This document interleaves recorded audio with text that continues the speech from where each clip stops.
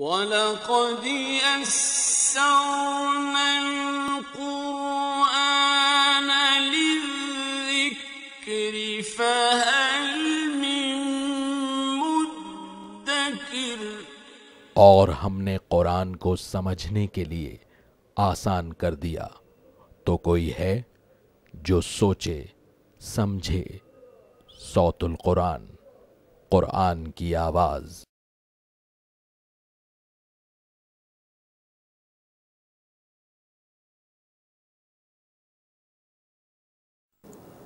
نحمده ونصلي على رسوله الكريم، اما بعد فاعوذ بالله من الشيطان الرجيم، بسم الله الرحمن الرحيم، الف لام میم، ذلك الكتاب لا ريب فيه هدى للمتقين الذين يؤمنون بالغيب ويقيمون الصلاة ومما رزقناهم ينفقون والذين يؤمنون بما أنزل إليك وما أنزل من قبلك وبالآخرة هم يوقنون أولئك على هدى من ربهم وأولئك هم المفلحون۔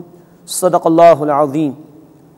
رب اشرح لي صدری ويسر لي امری واحلل عقدۃ من لسانی یفقہوا قولی، آمین یا رب العالمین۔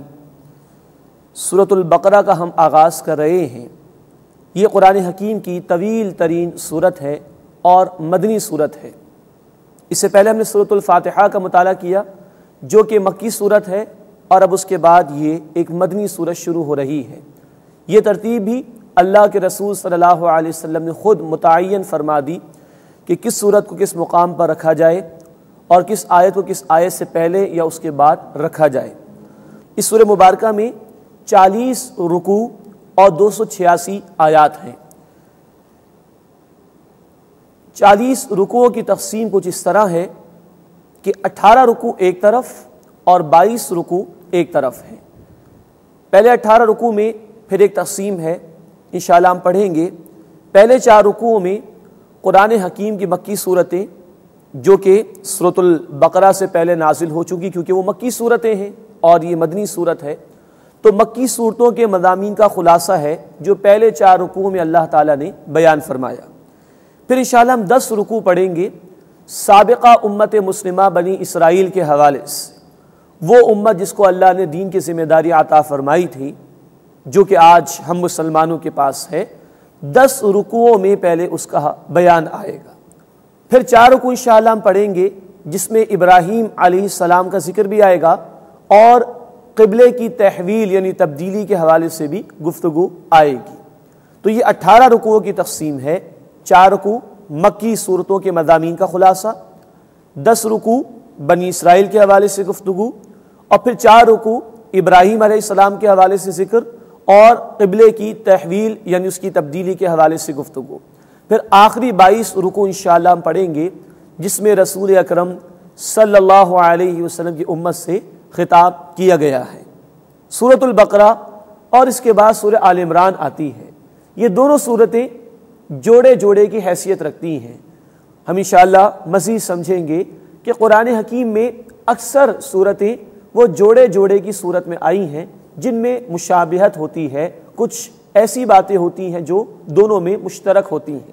مثال کے طور پر ان دونوں صورتوں کی تعریف اللہ کے رسول نے اس طرح بیان فرمائی۔ آپ نے فرمایا کہ یہ الزہروان 2 انتہائی روشن صورتیں ہیں، اور فرمایا کہ اپنے پڑھنے والوں کے لیے سایہ کریں گے قیامت کے دن۔ یہ حدیث مسلم شریف میں آئی ہے۔ تو ان دونوں کی عظمت کو اللہ کے رسول صلی اللہ علیہ وسلم نے اس طرح بیان فرمایا۔ پھر ان میں مشترک باتیں کچھ اس طرح ہیں کہ دونوں کے آغاز میں حروف مقطعات یعنی وہ حروف جنہیں علیحدہ علیحدہ پڑھا جاتا ہے، الف لام میم موجود ہیں۔ اسی طرح دونوں کے آغاز میں قرآن حکیم کی عظمت کا بیان، اسی طرح دونوں کے اختتام پر بڑی عظیم دعائیں ہیں، ربنا لا تؤاخذنا ان نسینا او اخطأنا البقرہ کے اختتام پر، اور ربنا اننا سمعنا منادیا ینادی للایمان ان آمنوا بربکم فآمنا، یہ سورہ آل عمران کے اختتام پر عظیم دعا آئی ہے۔ دونوں صورتوں میں مسلمانوں سے بھی خطاب ہے اور سابقہ امت بنی اسرائیل کے حوالے سے بھی گفتگو آئی ہے۔ تو یہ کچھ مشترک باتیں ہیں جو ان دونوں صورتوں میں ہمارے سامنے انشاءاللہ آئیں گی۔ ان کی عظمت اور ان میں جو مضامین اللہ تعالیٰ نے بیان فرمائے اس کا اندازہ اس بات سے بھی لگائیے کہ حضرت عمر فاروق رضی اللہ تعالیٰ عنہ فرماتے ہیں مجھے 8 برس لگے اس سورہ مبارکہ کے مضامین کو سمجھنے کے لیے۔ انہی کے صاحبزادے عبداللہ بن عمر رضی اللہ تعالیٰ عنہ فرماتے ہیں مجھے 12 برس لگے اس سورہ مبارکہ کے مضامین کو سمجھنے کے لیے۔ تو یہ کچھ گہرائیاں اور تفصیلات ہیں اور علم و حکمت کے موتی ہیں جو اللہ رب العزت نے اس سورہ مبارکہ میں عطا فرمائے۔ اللہ اس کا کچھ حصہ ہم سب کو بھی عطا فرمائے۔ اب آئیے اس تفصیل کے بعد اس سورہ مبارکہ کا باقاعدہ مطالعہ کرتے ہیں۔ پہلے 2 رکوع جو ہم پڑھنے جا رہے ہیں اس میں انشاءاللہ ہم دیکھیں گے کہ 3 گروہوں کا اللہ تعالیٰ نے ذکر فرمایا ہے۔ ایک متقین کا گروہ جو آگے بڑھ کر قرآن کی دعوت کو قبول کرے گا اور کرتا ہے اور پھر اس دعوت پر ڈٹ جاتا ہے اور اس کے تقاضوں پر عمل کرتا ہے۔ دوسرا گروہ کافرین کا، وہ لوگ جو فیس ویلیو پر قرآن کی انقلابی دعوت کا انکار کرتے ہیں اور اس کی مخالفت پر کمر بستہ ہو جاتے ہیں۔ پہلے رکوع میں ان 2 گروہوں کا ذکر ہے۔ تیسرے رکوع میں خاصی تفصیل سے تیسرے گروہ کا ذکر ہے جنہیں عام اصطلاح میں منافق کہا جاتا ہے، لیکن یہاں نام لیے بغیر ان کے طرز عمل اور کردار کو قرآن نے بیان کیا۔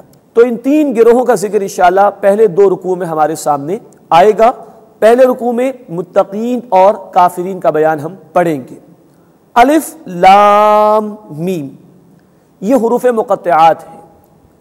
مقطعات قطع سے بنا علیحدہ علیحدہ کرنا، یہ حروف علیحدہ علیحدہ پڑھے جاتے ہیں۔ الف لام میم، الف لام را، کاف ہا یا عین صاد، یہ مقطعات علیحدہ علیحدہ پڑھنا۔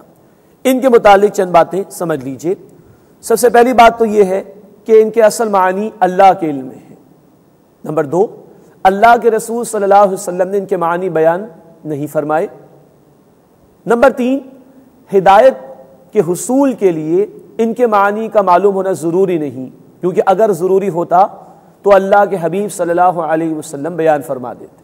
نمبر 4، ہمارا ایمان ہے کہ یہ قرآن کا حصہ ہیں اور ان کے پڑھنے پر، ان کی تلاوت پر ثواب ملتا ہے، جیسے کہ جامع ترمذی کی حدیث ہے ایک ایک حرف کی تلاوت پر 10 نیکیوں کا ثواب ملتا ہے۔ اور آپ نے فرمایا کہ الف ایک حرف ہے، لام ایک حرف ہے، میم ایک حرف ہے، ہر حرف کی تلاوت پر ثواب ملتا ہے۔ نمبر 5، امت کی اکثریت کا اس پر اتفاق ہے کہ ان کے اصل معنی اللہ ہی کے علم میں ہے، اس سے ہمیں اس کی زیادہ کھوج میں نہیں جانا چاہیے۔ ہاں یہ ضرور ہے کہ بعض علماء نے، بعض مفسرین نے ان کے کچھ معنی بیان کرنے کی کوشش کی، لیکن امت میں اس کو قبولیت نہیں مل سکی۔ اس لیے صحیح تر بات یہی ہے کہ ان کے اصل معنی کو اللہ ہی کی طرح منسوب کیا جائے، وہی بہتر جانتا ہے۔ چھٹی بات اس ضمن میں یہ ہے کہ ممکن ہے کہ زمانے کے گزرنے کے ساتھ ساتھ آئندہ کبھی ان کے معنی ظاہر ہو جائیں، واللہ عالم، اللہ ہی اس کو بہتر جانتا ہے۔ اور 7ویں اور آخری بات یہ ہے کہ یہ قرآن کا ایک چیلنج بھی ہے، خاص طور پر عربوں کے لیے بھی تھا اور آج کے لوگوں کے لیے بھی، کہ یہ الف لام میم کاف ہا یا عین صاد یہ حروف اللہ نے استعمال فرمائے اور تمہارے سامنے کلام پیش کیا۔ اگر کوئی شک اور شبہ ہے تو تم بھی پیش کر کے دکھا دو، تم بھی ان حروف سے واقف ہو، ان الفابیٹ سے واقف ہو۔ لیکن یہ اللہ کا چیلنج آج تک موجود ہے اور کوئی بھی اس کا مقابلہ نہیں کر سکتا۔ الف لام میم ذالک الکتاب، یہ ہے وہ کتاب لا ریب جس میں کوئی شک نہیں، فیہ ھدی للمتقین، اس میں ہدایت ہے تقوی اختیار کرنے والوں کے لیے۔ یہ آیت جب ہم پڑھتے ہیں تو قرآن حکیم میں عام طور پر مصحف میں ہم دیکھتے ہیں 3 نقطے لگے ہوئے ہوتے ہیں، جس کے متعلق معانقہ بھی لکھا ہوتا ہے عام طور پر مصحف میں۔ اس کا مطلب یہ ہوتا ہے کہ دونوں مقامات پر وقف کیا جا سکتا ہے اور معنی بدل سکتے ہیں، ایک سے زیادہ معنی کے امکان اس طور پر پیدا ہوتے ہیں، جیسے کہ میں نے آپ کے سامنے ترجمہ کیا ذالک الکتاب لا ریب، یہ ہے وہ کتاب کوئی شک نہیں، فیہ ھدی للمتقین، اس میں ہدایت ہے تقوی اختیار کرنے والوں کے لیے۔ جبکہ دوسرا ترجمہ کچھ اس طرح ہوگا ذالک الکتاب لا ریب فیہ، یہ ہے وہ کتاب اس میں کوئی شک نہیں، ھدی للمتقین، یہ تقوی اختیار کرنے والوں کے لیے ہدایت ہے۔ تو یہ تین نقطے جو ہمارے مصحف میں عام طور پر لگے ہوتے ہیں دونوں مقامات پر وقف کیا جا سکتا ہے اور معانی میں ایک سے زیادہ معانی کا امکان موجود ہوتا ہے۔ دوسری بات جو سمجھنے کی وہ یہ ذالک الکتاب، یہ ہے وہ کتاب۔ اب اس کے متعلق دو آراء ہیں، ایک تو یہ کہ سورہ فاتحہ میں ہم نے دعا کی اہدنا الصراط المستقیم، اے اللہ صراط مستقیم کی ہدایت عطا فرما دے، دکھا دے وہ راستہ کیا ہے۔ اللہ نے جواب دے دیا، اس صراط مستقیم کا جواب، اس دعا کا جواب یہ ہے ذالک الکتاب لا ریب فیہ، یہ قرآن وہ سیدھا راستہ ہے، وہ کتاب ہے جس میں کوئی شک نہیں۔ یہ دنیا کا واحد کلام جو اس دعوے کے ساتھ شروع ہوتا ہے اس میں کوئی شک نہیں ہے، واقعتاً یہ اللہ کا کلام ہے، انسان کا کلام کبھی بھی اس دعوے کے ساتھ شروع نہیں ہو سکتا۔ اور رب کائنات نے کہا سورۃ الکہف آیت نمبر 27 لا مبدل لکلماتہ، اللہ کی باتوں میں کوئی تبدیلی ممکن نہیں۔ سائنٹیفک تھیوریز بدل جاتی ہیں لیکن اللہ کے کلام کی باتیں اٹل ہیں، اس میں کبھی بھی تبدیلی واقع نہیں ہو سکتی۔ تو ایک رائے یہ صراط مستقیم کے دعا کا جواب کہ یہ پورا قرآن صراط مستقیم، اور دوسری رائے یہ ہے کہ کیونکہ ابھی ہم آگے پڑھیں گے انشاءاللہ بنی اسرائیل کے حوالے سے ذکر ہے اور خاص طور پر ان میں سے یہود کے حوالے سے ذکر ہے۔ یہ یہودی وہ تھے جن کی اپنی کتابوں میں آخری رسول صلی اللہ علیہ وسلم کے آنے کی بشارات موجود تھی، اور وہ جب اللہ کے رسول صلی اللہ علیہ وسلم سامنے آئے تو پہچان بھی گئے تھے لیکن جانتے بوجھتے انکار کیا تھا۔ ان کو بھی یاد دلایا جا رہا ہے یہ ہے وہ رسول صلی اللہ علیہ وسلم، یہ ہے وہ کتاب قرآن حکیم جس کا وعدہ تمہاری کتابوں میں بھی ہے۔ چنانچہ آج بھی اولڈ ٹیسٹمنٹ کی جو بک آف ڈیٹرانومی ہے، کتاب استثناء، چیپٹر نمبر 18 ورس نمبر 18 میں یہ بات موجود ہے۔ اللہ کا کلام تھا موسیٰ علیہ السلام سے کہ میں ان کے بھائیوں میں سے تیری مانند اے موسیٰ علیہ السلام ایک رسول کو کھڑا کروں گا اور اس کے منہ میں اپنا کلام ڈالوں گا۔ بنی اسرائیل کے بھائی بنی اسماعیل کزنز تھے ان کے، ابراہیم علیہ السلام کے بیٹے اسحاق علیہ السلام، اسحاق علیہ السلام کے بیٹے یعقوب علیہ السلام، یہ ایک نسل چلی ہے ابراہیم علیہ السلام سے، تو اس میں بنی اسرائیل آئے۔ اور ابراہیم علیہ السلام کے دوسرے بیٹے تھے اسماعیل علیہ السلام، جن سے بنی اسماعیل کا تسلسل ہے، جس میں آخری رسول پھر آئے رسول اکرم صلی اللہ علیہ وسلم۔ تو بک آف ڈیٹرانومی میں یہ الفاظ آج بھی موجود ہیں، اے موسیٰ میں ان کے بھائیوں یعنی بنی اسماعیل جو ان کے کزنز ہیں تیری مانند ایک رسول کو بھیجوں گا، رسول اکرم صلی اللہ علیہ وسلم، اور اس کے منہ میں اپنا کلام ڈالوں گا۔ یہ قرآن کلام ہے اللہ کا، الفاظ کی صورت میں رسول اکرم صلی اللہ علیہ وسلم کو دیا گیا، جبکہ تورات لکھی ہوئی دی گئی تھی موسیٰ علیہ السلام کو۔ اور یہ اشارہ بنی اسرائیل کی طرف بھی ہے کہ ذالک الکتاب، یہ ہے وہ کتاب جس کا وعدہ تمہیں دیا گیا تھا، لا ریب فیہ، اس میں کوئی شک نہیں، ھدی للمتقین، یہ ہدایت ہے تقوی اختیار کرنے والوں کے لیے۔ تقوی کے معنی ہے اپنے آپ کو اللہ کی نافرمانی اور ناراضگی سے بچانا، بچتے بچتے زندگی بسر کرنا کہ کہیں میرے کسی عمل سے اللہ ناراض نہ ہو جائے۔ یہ وہی بات جو سورۃ الفاتحہ میں ہم نے سمجھی، سلیم الفطرت انسان اللہ کی طرف رجوع کرتا ہے، اس کو پکارنا چاہتا ہے اور اس سے دعا بھی کرتا ہے، تو جن کے دل میں طلب اور تڑپ ہوگی وہ کوالیفائی کریں گے ہدایت کے لیے۔ پوٹینشلی قرآن تمام انسانیت کے لیے ہدایت ہے۔ سورۃ البقرہ آیت نمبر 185 ھدی للناس، یہ تمام انسانوں کے لیے ہدایت ہے، لیکن اس کے لیے ایلیجبل وہ ہیں، کوالیفائی وہ کریں گے جن میں طلب اور تڑپ ہوگی، جو بچتے بچتے اللہ کی ناراضگی سے ڈرتے ڈرتے زندگی بسر کرنا چاہیں گے۔ فرمایا کہ ھدی للمتقین، یہ قرآن تقوی اختیار کرنے والوں کے لیے ہدایت ہے۔ اب ان متقین کی 5 صفات کا بیان ہے اگلی آیات میں۔ نمبر 1 الذین یؤمنون بالغیب، جو غیب پر ایمان لاتے ہیں، جو چھوٹا سا ویژن نہیں رکھتے لائف کا، انویزیبل ریالٹیز کو تسلیم کرتے ہیں۔ الحمدللہ رب العالمین مالک یوم الدین، جو یہاں تک پہنچ جائیں ان کے لیے ہدایت ہے۔ نمبر 2 وَيُقِيمُونَ الصَّلَاةَ، اور وہ نماز قائم کرتے ہیں۔ ایمان کا اظہار ہوتا ہے عمل کے ذریعے سے، اور عمل میں اولین مطالبہ نماز کا، تو محض ماننا نہیں، عمل درآمد بھی کرنا۔ وَيُقِيمُونَ الصَّلَاةَ، اور وہ نماز قائم کرتے ہیں۔ وَمِمَّا رَزَقْنَاهُمْ يُنْفِقُونَ، اور جو ہم نے انہیں رزق میں سے عطا کیا وہ اس میں سے خرچ کرتے ہیں۔ کیونکہ فطرت سلامت ہوگی تو اخلاق حس انسان میں موجود ہوگی، وہ لوگوں کے ساتھ ہمدردی کا مظاہرہ کرے گا، غریبوں پر مال خرچ کرے گا۔ جس کے دل میں مال کی محبت ہو اس کو ہدایت نہیں مل سکتی، جو مال کے پیچھے دیوانہ ہو جائے اسے ہدایت نہیں مل سکتی۔ وَمِمَّا رَزَقْنَاهُمْ يُنْفِقُونَ، اور جو ہم نے انہیں رزق میں سے عطا کیا اس میں سے خرچ کرتے ہیں۔ ہر وہ نعمت جو اللہ نے بندے کو دی وہ رزق ہے اللہ کا، اور فرمایا ہم نے دیا، اشارہ کہ اترانا مت اگر کبھی کچھ مال خرچ بھی کر دیا، کچھ اللہ کے راستے میں دے بھی دیا، نہیں، دینے والی ذات اللہ کی، خرچ کر رہے ہو اللہ قبول کر لے، اس کا انعام ہے۔ وَمِمَّا رَزَقْنَاهُمْ يُنْفِقُونَ، اور جو ہم نے رزق میں سے انہیں عطا کیا اس میں سے وہ خرچ کرتے ہیں۔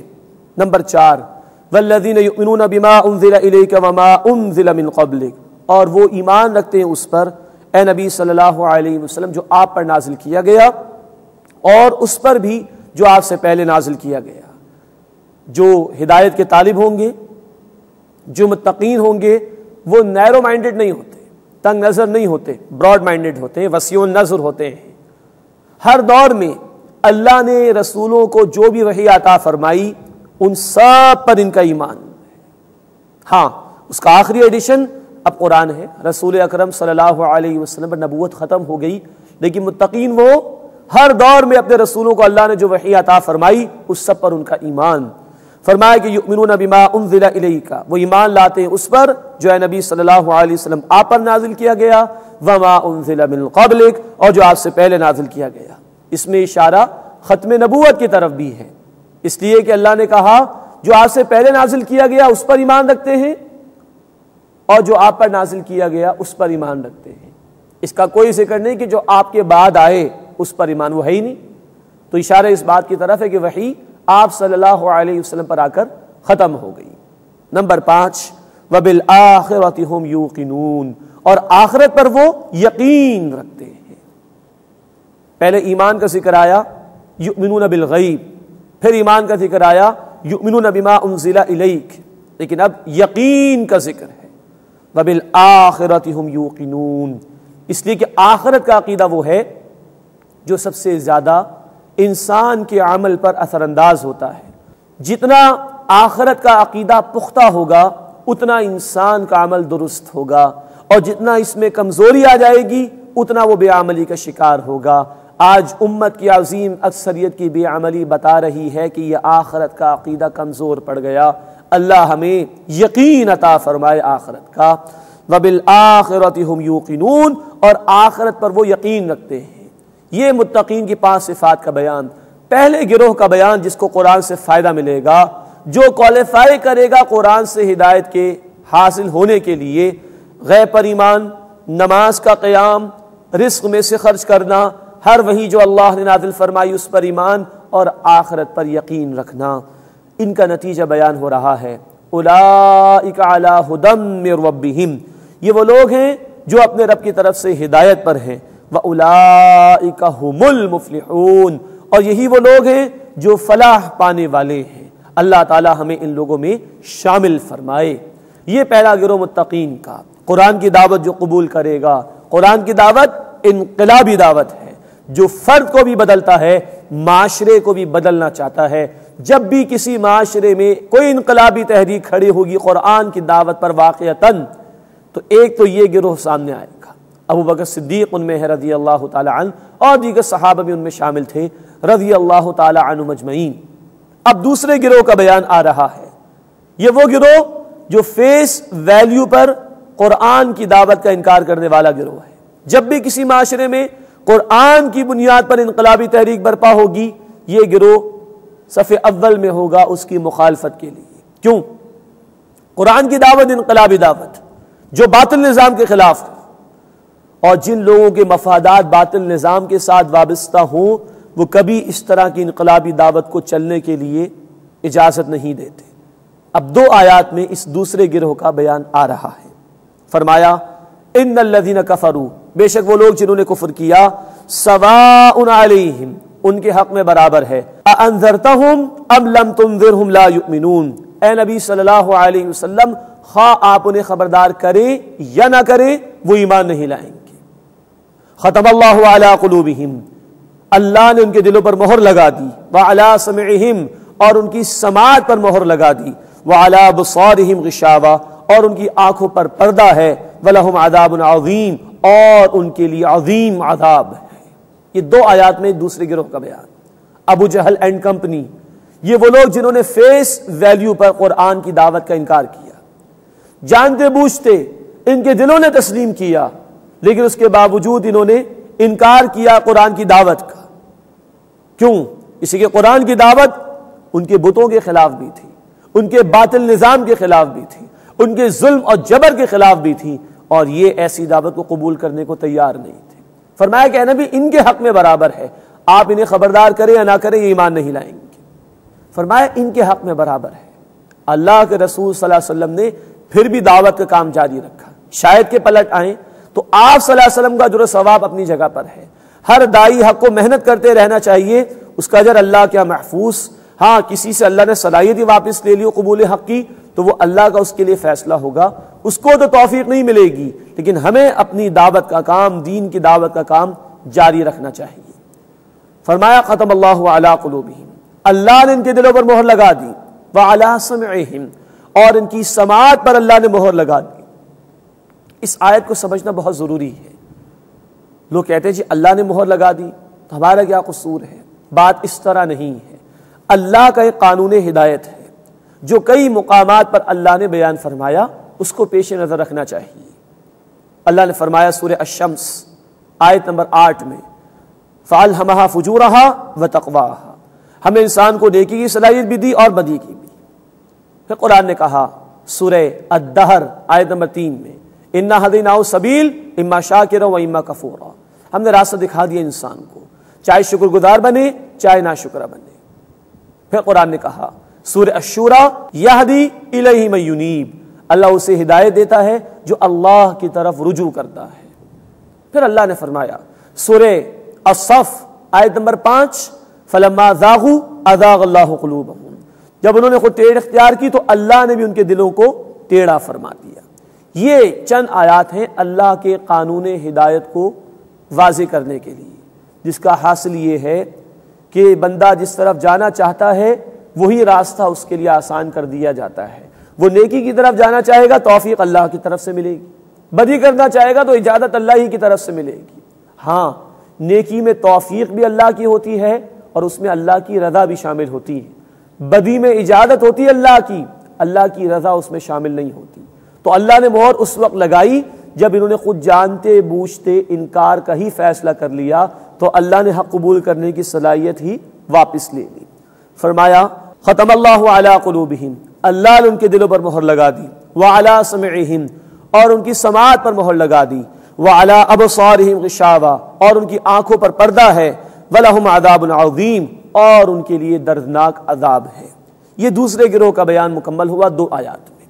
اب دوسرا رکوع شروع ہو رہا ہے، اس میں تیسرے گروہ کا بیان، وہ تیسرا گروہ جس کو اصطلاح میں منافق کہا جاتا ہے، جو نہ اہل ایمان کے سچے ہوتے ہیں نہ کفار کے سچے ہوتے ہیں، نہ اہل ایمان سے واقعتاً کوئی ان کا تعلق ہوتا ہے نہ کفار سے، ان کا سارا مطمع نظر اور ان کا سارا فوکس ہوتا ہے اپنے ذاتی مفادات پر۔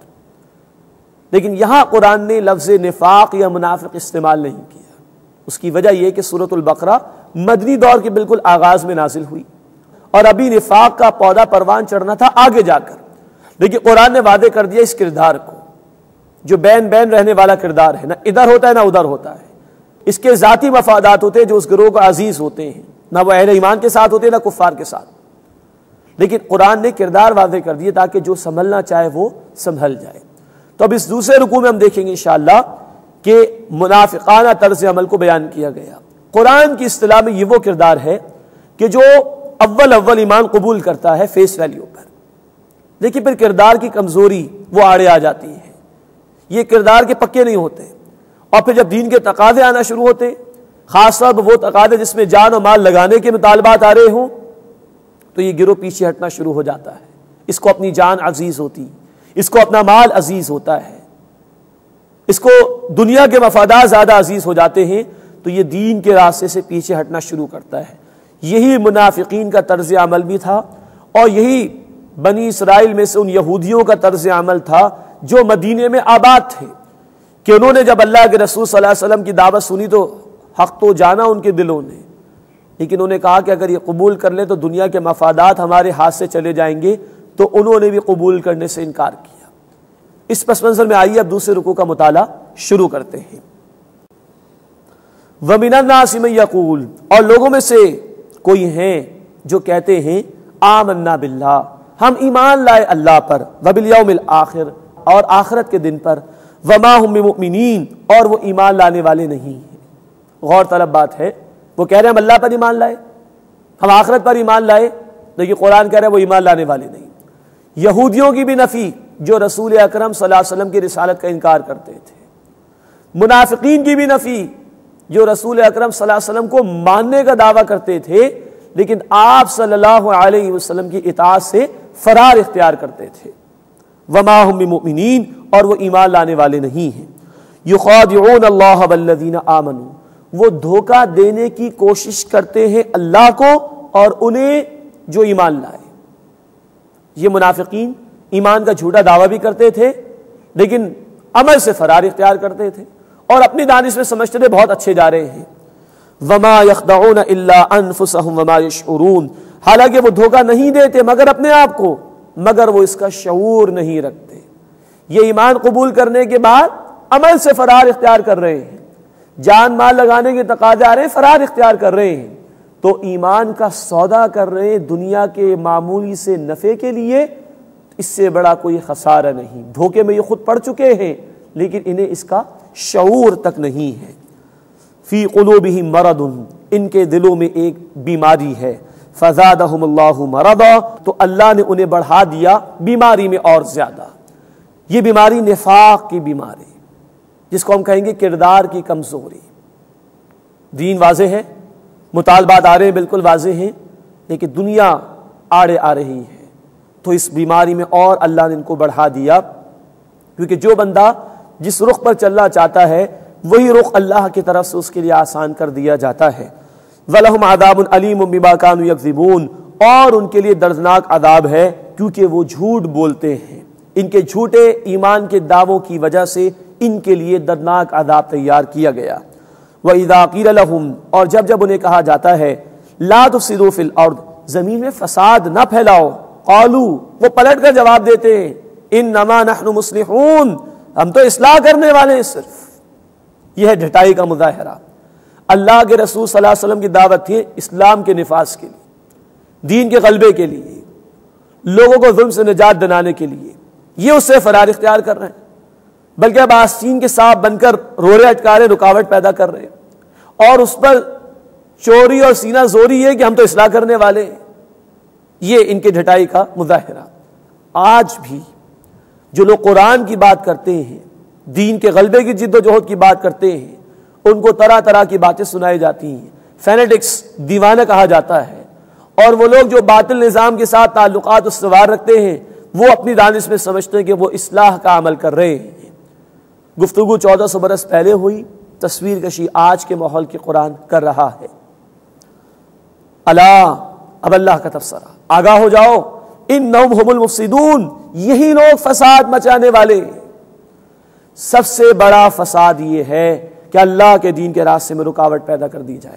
اللہ، آگاہ ہو جاؤ، انہم هم المفسدون، بے شک یہی لوگ فساد کرنے والے ہیں، ولکن لا یشعرون، لیکن وہ شعور نہیں رکھتے۔ وَإِذَا قِيلَ لَهُمْ، اور جب انہیں کہا جاتا ہے آمنوا کما آمن الناس، ایمان لاؤ جیسے دیگر لوگ ایمان لائے ہیں، مراد صحابہ کرام رضی اللہ تعالی عنہم اجمعین، ان سچے ایمان لانے والے لوگوں کی طرح ایمان لاؤ، جھوٹے دعوے نہ کرو۔ قالوا، وہ کہتے ہیں انؤمن کما آمن السفہاء، کیا ہم ایمان لائیں جیسے بیوقوف ایمان لائے؟ معاذ اللہ، معاذ اللہ، صحابہ کرام کو انہوں نے بیوقوف کہا۔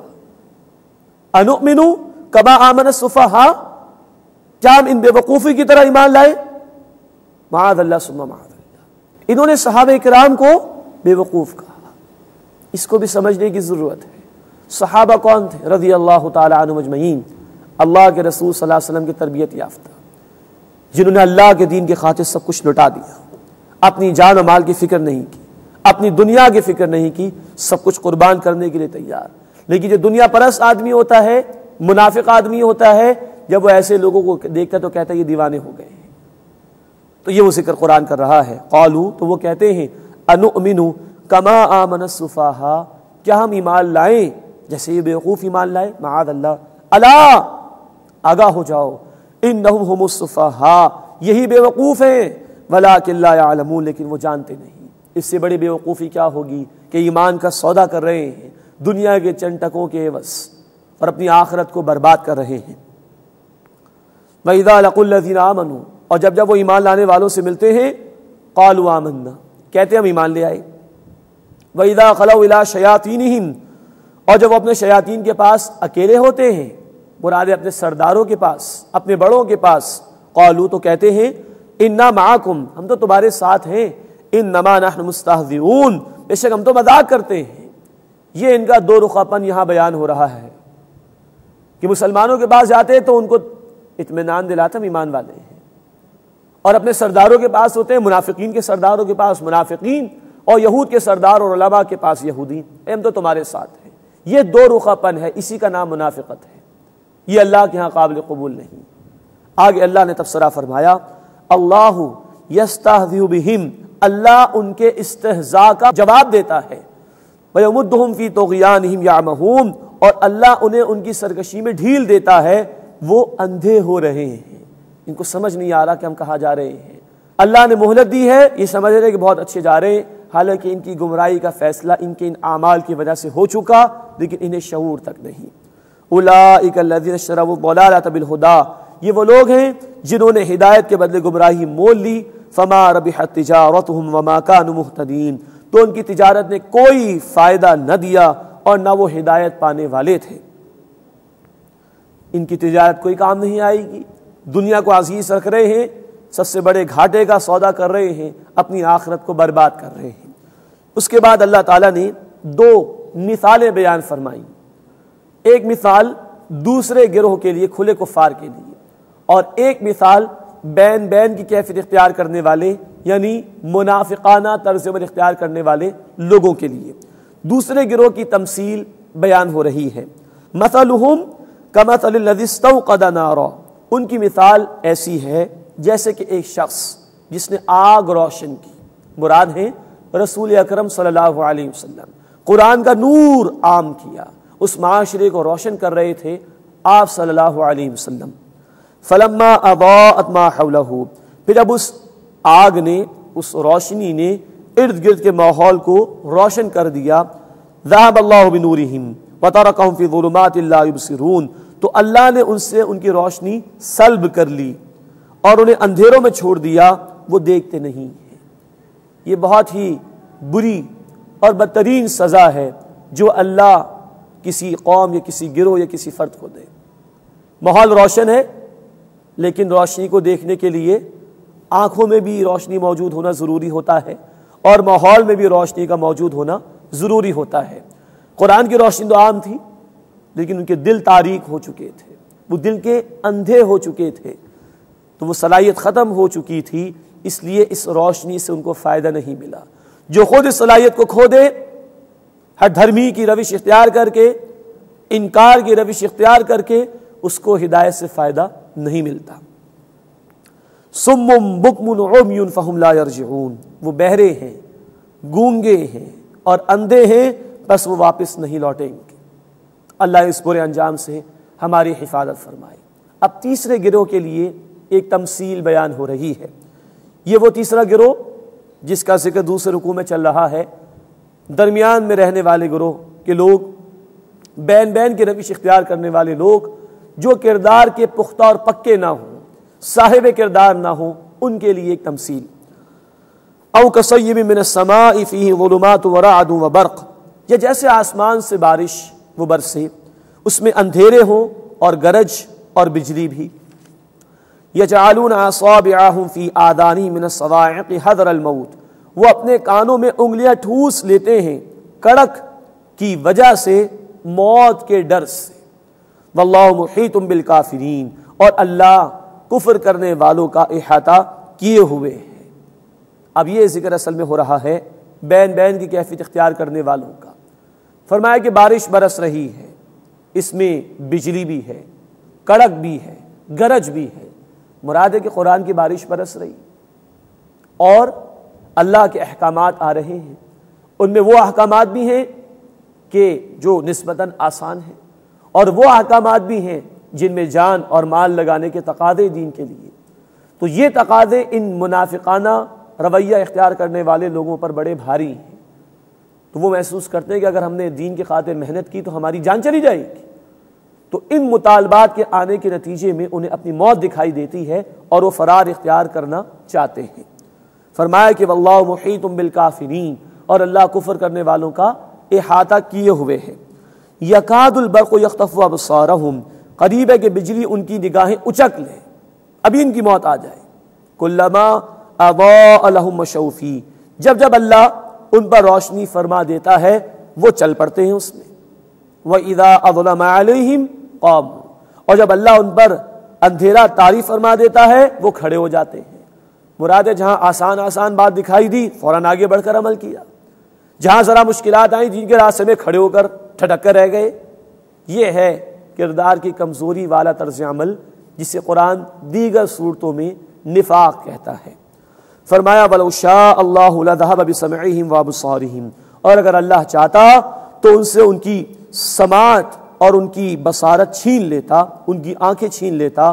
ان اللہ علی کل شیء قدیر، بے شک اللہ ہر شے پر قدرت رکھنے والا ہے، لیکن اللہ ایسا کرتا نہیں۔ جو جس درجے میں چلنا چاہے، سننا چاہے، سمجھنا چاہے، اللہ اتنی توفیق دے دیتا ہے۔ ہاں جو حد درمی پر آ جائے گا اس سے قبول حق کی صلاحیت چھین لی جائے گی۔ اللہ اس برے انجام سے ہماری حفاظت فرمائے۔ اس مقام پر آ کر سورۃ البقرہ کے 2 رکوع مکمل ہوئے، اب تیسرا رکوع شروع ہو رہا ہے۔ اس میں قرآن کی بنیادی دعوت کا خلاصہ بھی ہے اور تینوں بنیادی عقائد یعنی توحید، رسالت اور آخرت کا بیان بھی۔ یا ایھا الناس، اے انسانوں، اعبدوا ربکم الذی خلقکم والذین من قبلکم، اپنے رب کی عبادت کرو جس نے تمہیں پیدا فرمایا اور انہیں بھی جو تم سے پہلے تھے، لعلکم تتقون، تاکہ تم بچ سکو۔ عبادت اللہ کا واحد مطالبہ انسانیت سے، تمام انسانوں کو اللہ رب العزت نے اسی عبادت کے لیے پیدا کیا ہے۔ اللہ تعالیٰ فرماتے ہیں سورہ الذاریات آیت نمبر 56 میں، وَمَا خَلَقْتُ الْجِنَّ وَالْإِنسَ إِلَّا لِيَعْبُدُونَ، میں نے تمام جنات اور انسانوں کو صرف اپنی عبادت کے لیے پیدا کیا۔ اسی عبادت کا اقرار ہم سورہ فاتحہ میں کرتے ہیں، ایاک نعبد، ہم تیری عبادت کرتے ہیں اور کریں گے۔ عبادت نام ہے محبت کے جذبے کے ساتھ پوری زندگی بھر اللہ کی اطاعت کرنے کا۔ اللہ رب ہے، ہماری ابتدا سے لے کر انتہا تک تمام ضروریات کو پورا فرمانے والا، اسی کا حق اور مطالبہ ہے کہ صرف اسی کی عبادت کی جائے۔ اللہ ہمیں اس کی توفیق عطا فرمائے۔ فرمایا کہ لعلکم تتقون، تاکہ تم بچ سکو۔ اللہ کو اپنا الہ معبود مان لو اور ذاتی اور اجتماعی زندگی میں اگر اس کے احکامات پر عمل کر لو تو دنیا میں افراط و تفریط کے دھکوں سے بچ جاؤ گے، گمراہی سے بچ جاؤ گے، ٹینشن اور ڈپریشن فرسٹریشن سے بچ جاؤ گے، قتل و غارت گری سے، تباہی بربادی سے بچ جاؤ گے۔ لعلکم تتقون، تاکہ تم بچ سکو اور آخرت میں اس کی سزا سے بچ جاؤ گے۔ اللہ ہمیں پوری زندگی میں انفرادی سطح پر بھی اور اجتماعی سطح پر بھی اپنی عبادت کی توفیق عطا فرمائے۔ اگلی آیت میں اللہ کی ربوبیت کا بیان، اللہ کی توحید کا مزید بیان۔ وہ رب کیسا ہے؟ الذی جعل لکم الارض فراشا والسماء بناء، وہ اللہ تمہارا رب ہے جس نے زمین کو تمہارے لیے فرش بنایا اور آسمان کو تمہارے لیے چھت بنایا۔ وانزل من السماء ماء، اور آسمان سے پانی برسایا یعنی بارش۔ فاخرج به من الثمرات رزقا لکم، پھر اس کے ذریعے سے تمہارے لیے پھل پیدا کیے رزق میں سے جس کو تم استعمال کرتے ہو، کھاتے پیتے ہو۔ فلا تجعلوا للہ اندادا، تو اللہ کے ساتھ کوئی شریک نہ ٹھہراؤ۔ وانتم تعلمون، جبکہ تم جانتے بھی ہو، تم جانتے ہو وہی خالق ہے، وہی مالک ہے، وہی رازق ہے، اس کی عبادت میں کسی اور کو شریک نہ کرو، اس سے بڑھ کر کسی سے محبت نہ کرو، اس سے بڑھ کر کسی کی اطاعت نہ کرو۔ اب اگلی 2 آیات میں رسالت کے حوالے سے قرآن کا ذکر ہے جو محمد کریم صلی اللہ علیہ وسلم پر نازل ہوا، اور اللہ تعالیٰ کے ایک چیلنج کا بیان بھی۔ وَإِن كُنتُمْ فِي رَيْبٍ مِّمَّا نَزَّلْنَا عَلَىٰ عَبْدِنَا، اور اگر تمہیں اس کلام میں شک ہو جو ہم نے اپنے بندے صلی اللہ علیہ وسلم پر نازل فرمایا، فَأْتُوا بِسُورَةٍ مِّن مِّثْلِهِ، تو اس کی ایک سورت کی جیسی کوئی شے لے آؤ۔ یہ ہے قرآن کا چیلنج، یہ کلام برحق ہے جو اللہ رب العزت نے محمد رسول اللہ صلی اللہ علیہ وسلم کو عطا فرمایا۔ بندے ہیں وہ اللہ کے جن پر یہ کلام نازل ہوا، اور اگر کوئی شک ہے اس کلام میں تو اس قرآن کی کسی سورت سے ملتی جلتی کوئی سورت لے آؤ۔ یہ چیلنج آج بھی ہے قرآن کا، لیکن اللہ نے اس کو گریجولی آسان کیا ہے۔ اس وقت ہم سورۃ البقرہ پڑھ رہے ہیں جو مدنی سورت ہے، اس سے پہلے مکی صورتوں میں بھی اس چیلنج کا بیان آ چکا ہے۔ مثال کے طور پر سورہ الطور آیت نمبر 34 اور سورہ بنی اسرائیل آیت نمبر 88 میں کہا گیا اگر شک ہے قرآن پیش کر دو، تم بھی کوئی قرآن بنا کر لے آؤ۔ پھر فرمایا گیا سورہ ہود آیت نمبر 13 میں چلو 10 سورتیں کوئی لے آؤ۔ پھر اور آسان کیا گیا سورہ یونس آیت 38 میں ایک ہی سورت لے آؤ، اور سب سے آخر میں یہ مقام ایک سورت بھی نہیں، کسی سورت سے ملتی جلتی ہی کوئی سورت لے آؤ۔ سورہ کوثر انا اعطیناک الکوثر فصل لربک وانحر ان شانئک هو الابتر، یہ سننے کے بعد اس وقت ایک بہت بڑا شاعر وہ خاموش ہو گیا کہ یہ اللہ کا کلام ہے، کسی انسان کا کلام نہیں۔ ایک سورت سے ملتی جلتی کوئی سورت لے آؤ۔ وَادْعُوا شُهَدَاءَكُم مِّن دُونِ اللَّهِ، اور بلا لو اپنے مددگار اللہ کے سوا جو بھی ہوں، ان کنتم صادقین، اگر تم سچے ہو۔ یہ چیلنج آج بھی قرآن کا ہے، اور یہ چیلنج اللہ ہی کے کلام میں ہو سکتا ہے، کسی انسان کے کلام میں نہیں۔ آگے الفاظ سماعت فرمائیے، فَإِن لَّمْ تَفْعَلُوا، پھر اگر تم یہ نہ کر سکو، وَلَن تَفْعَلُوا، اور ہرگز ایسا نہیں کر سکو گے، فَاتَّقُوا النَّارَ، ڈرو اس آگ سے، الَّتِي وَقُودُهَا النَّاسُ وَالْحِجَارَةُ، جس کا ایندھن آدمی اور پتھر بنیں گے، اُعِدَّتْ لِلْكَافِرِينَ، جو تیار کی گئی کفر کرنے والوں کے لیے۔ اس آگ میں انسان بھی جائیں گے اور پتھر بھی جائیں گے۔ ایک رائے یہ ہے کہ پتھر سے بت بنائے جاتے تھے، وہ بت بھی مار ڈالے جائیں گے، اور نمبر 2 جو پتھر سے بنا ہوا کوئلہ ہوتا ہے اس کی حدت اور اس کی آگ کی شدت بھی زیادہ ہوتی ہے۔ اللہم اجرنا من النار، اے اللہ ہمیں آگ کے عذاب سے محفوظ فرما۔ اعدت للکافرین، وہ تیار کی گئی ہے کفر کرنے والوں کے لیے۔ یہ اب آخرت کے ضمن میں بیان آ گیا آگ کا، اور اگلی آیت میں جنت کا بیان بھی آئے گا، تو یہ تیسرا عقیدہ آخرت کا بیان بھی اس مقام پر آ گیا۔ وبشر الذین آمنوا، اور اے نبی صلی اللہ علیہ وسلم بشارت دیجئے ان لوگوں کو جو ایمان لائے، وعاملوا الصالحات، اور جنہوں نے نیک اعمال کیے، صرف ایمان نہیں جنہوں نے عمل بھی کیے ان کے لیے بشارت ہے۔ ان لہم جنات، کہ بے شک ان کے لیے باغات ہیں۔ اللہم انا نسألک الجنہ، اے اللہ ہم تجھ سے تیری جنت کا سوال کرتے ہیں۔ ان کے لیے جنات یعنی باغات ہیں، تجری من تحتها الانہار، جن کے نیچے نہریں جاری ہیں۔ کلما رزقوا منها من ثمرۃ رزقا، جب جب انہیں اس میں سے کوئی پھل رزق میں سے کھانے کے لیے دیا جائے گا، قالوا، وہ کہیں گے، ھذا الذی رزقنا من قبل، یہ تو وہی ہے جو اس سے پہلے بھی ہمیں کھانے کو دیا گیا تھا۔ مراد یہ ہے کہ دنیا میں جو پھل تھے اس کے جو شیپ تھے اس سے ملتے جلتے ہوں گے تاکہ ایکسیپٹنس آسان ہو جائے۔ اور ایک رائے یہ کہ جنت میں پچھلی مرتبہ جو پھل دیے گئے ہوں گے ویسے دوبارہ دیے جائیں گے، لیکن آگے فرمایا کہ وَأُتُوا بِهِ مُتَشَابِهًا، حالانکہ انہیں اس سے ملتا جلتا دیا گیا ہوگا، ہر مرتبہ ڈیفرنٹ اور نیا ٹیسٹ ہوگا جو ان پھلوں میں اللہ عطا فرمائیں گے۔ وَلَهُمْ فِيهَا أَزْوَاجٌ مُطَهَّرَةٌ، اور وہاں ان کے لیے پاکیزہ جوڑے ہوں گے۔ زوج کی جمع ازواج اسپاؤس کے معنی میں بھی آتا ہے، شوہر کے لیے بیوی، بیوی کے لیے شوہر، یہ زوج۔ وَلَهُمْ فِيهَا أَزْوَاجٌ مُطَهَّرَةٌ، اور ان کے لیے ان میں پاکیزہ جوڑے ہیں۔ وَهُمْ فِيهَا خَالِدُونَ، اور وہ اس میں ہمیشہ ہمیشہ رہیں گے۔ اے اللہ ہمیں اہل جنت میں شامل فرما اور اہل جہنم میں ہونے سے محفوظ فرما، آمین یا رب العالمین۔ وآخر دعوانا ان الحمد للہ رب العالمین۔